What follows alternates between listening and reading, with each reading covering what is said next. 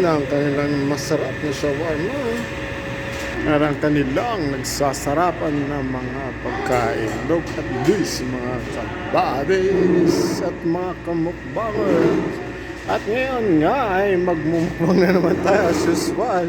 Ang manok na naman, ang grilled chicken na naman nila. At napakasarap kasi ng grilled chicken nila dito, mga kabadis. So nga, dito na naman ang inyong likod. Magmumukbang tayo na naman, kabadis.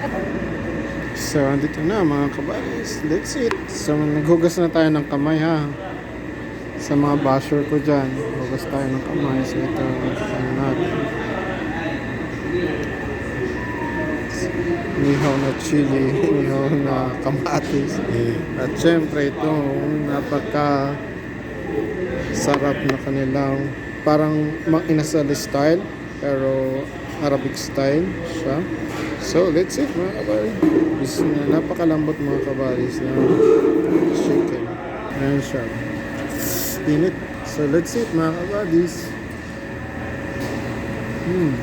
Lambot. Sarap. Siyempre yung rice niya. Siyempre, kamay lang talaga tayo. Ayan.